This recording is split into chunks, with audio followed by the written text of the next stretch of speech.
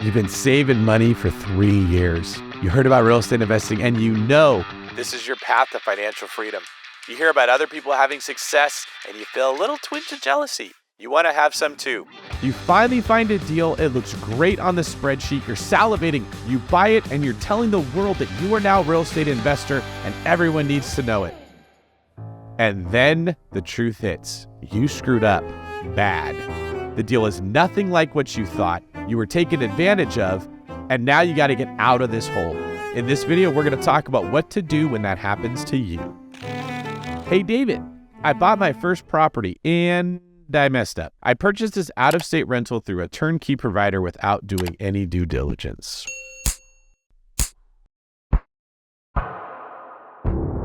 Oh, it's just like saying I was really hungry and the gas station had sushi and I figured all sushi was the same, so I just grabbed it.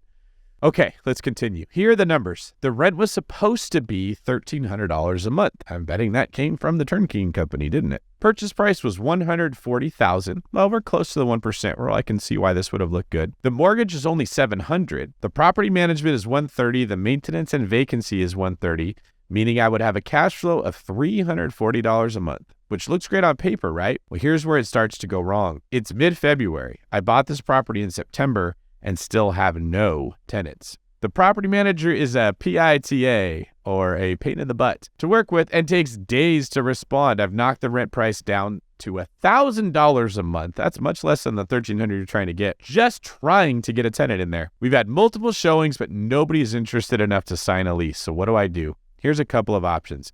Take the loss and sell during this declining market. Hold it for longer. Keep lowering the price until someone bites. Is it the property manager's fault we're not getting any tenants? Did I go wrong with the turnkey company? What can I do next time so this never happens again? Thank you, David.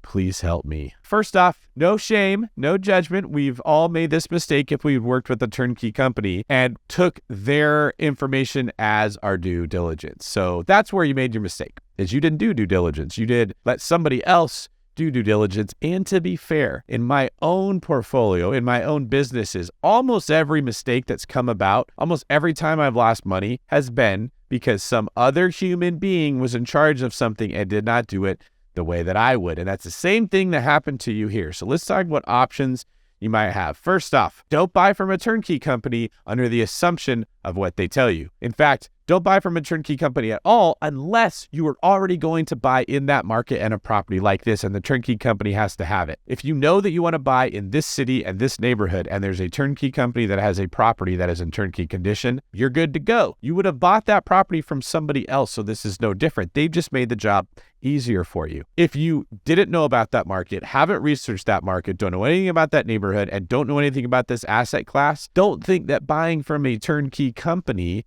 is going to be an exception to doing all the work you did. That turnkey company doesn't know you from Adam and probably doesn't care. So many stories have started off like this, and it's usually from people who didn't do any of the stuff we talk about on BiggerPockets to protect your assets. You bought from a turnkey company and you got in this position. If it's not renting for $1,300 and it's not renting for $1,000, that probably means that there's either too many assets, meaning too much supply for the amount of demand that's there, tenants, or not enough tenants for the supply of homes, right? I don't know if this is a demand problem or a supply problem, but they end up with the same result, vacancy.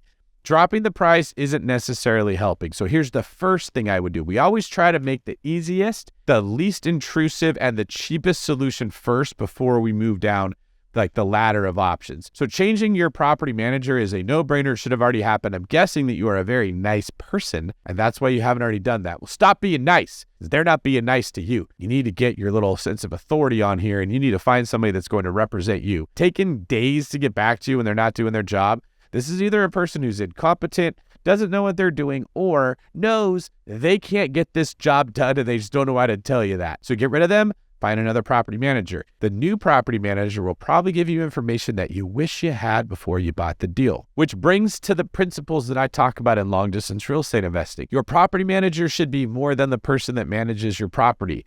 They shouldn't just collect the check and talk to the tenant. They should be an advisor for you on which properties to buy and which properties to avoid. Imagine that you are going to start a daycare and you're going to decide which children are allowed into the daycare. Do you want to just bring in all the children and then hire a babysitter and say, take care of all these little crazy kids? Or would you rather let the babysitter be involved in the interview process, deciding which kids they think they can handle and which kids they can't? It makes sense, right? If your property manager is going to be managing your property, they need to have a say in which ones you buy because they know more than you do about it. So that one change, finding a new property manager, will also help you on future deals, since you're going to be shopping for them yourself and not going the turnkey route that gets you taken advantage of if you go with the wrong company or the wrong area. That might help. Now, that property manager might have some advice. Make these changes about the house, try this, oh, we're going to market it in a different place. They might be marketing it, but the company might not be answering their phone. Tenants could be calling asking to see the house, and they just don't even get to their emails, just like they don't get to yours. Hopefully,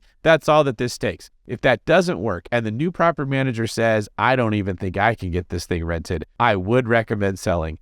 There is no shame in selling at a loss if you made a bad decision. The problem is our pride tells us that we can't take a loss. It's not about avoiding a loss, okay? It's about avoiding worse losses in the future.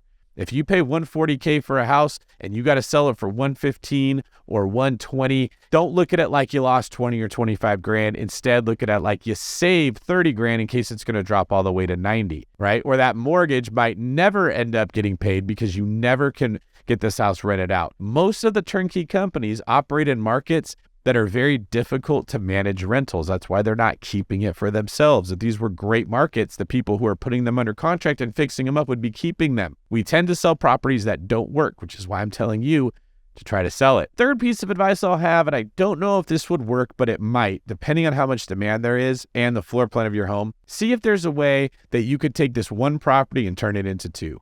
Is there a place that you could put a wall down the middle and turn one side into an ADU? And the reason I say that is you might be having a hard time finding someone that will pay $1,000 for the full house. But what if you can rent out that house as two separate units, okay? If you can rent out the bigger side for $800 and the smaller side for $500, you can still get your initial $1,300 in total rent, but the tenants can now pay a rent that they can afford. There might not just be tenants in that area that can pay $1,300 or even $1,000 for the house, but if you make the house smaller and the rent cheaper, you might find yourself dropping into the part of the buyer pool where they can pay it. Now, still overall, this doesn't sound like a property you want to own long term. I don't think that the juice is worth the squeeze. The benefit is that you learn something in this. You have a better system going forward. Hopefully you can get some capital back out of this deal. And in the next property you buy, remember the 3 rules of real estate: location, location, location. All right, we all make mistakes in life, especially the first time we do anything. I don't know any kid that rode a bike and didn't fall and get some scabs the first time. And I don't know any snowboarder that got all the way down the mountain, carving and shredding the whole time on their first run. Real estate investing isn't any different. So stick with it. Thank you for asking this question. And if you're watching this video and you have a problem house, we want to hear about that too. Leave us a comment below and let us know what are the terms of your deal and how I can help.